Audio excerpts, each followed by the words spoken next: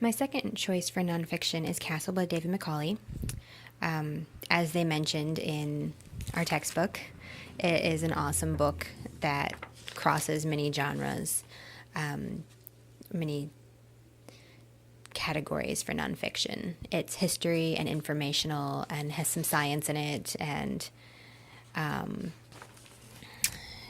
the amazing line drawings.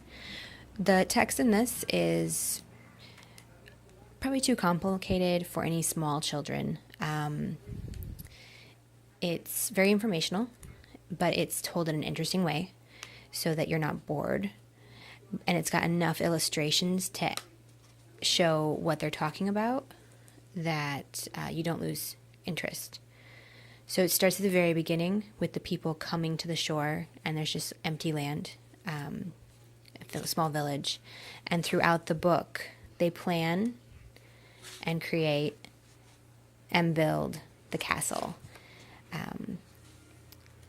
It's a really fascinating way to look at the history of it, and talks about the different people involved with the construction and the life there. It talks about how they do it and why, the different tools. It's just a really, really informative, interesting way to learn about that time in history when medieval castles were being built. And explains a lot of the whys and the different parts of the castle that now we wouldn't understand. You know, what is it? Why is it there? What was its purpose? I think this is a good book for children of many ages. Small children would enjoy looking at the pictures, maybe get a little information from an adult or an older child. And older children, teenagers, and even adults enjoy reading it and looking at these illustrations and seeing, you know, how was this castle built? And we'll skip back to the end here. It shows not only the castle, but the villages that support the castle.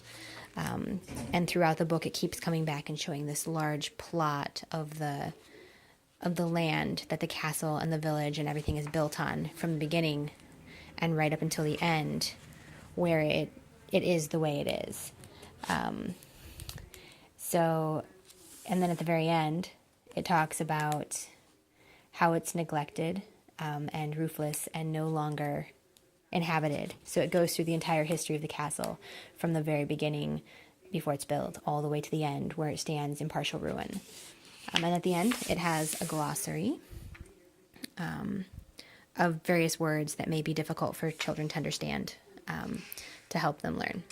So it's a really fascinating book, and so is the book also by the other ones mentioned, about the cathedral and I believe the Colosseum.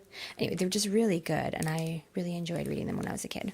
So that is the second nonfiction book, Castle by David Macaulay.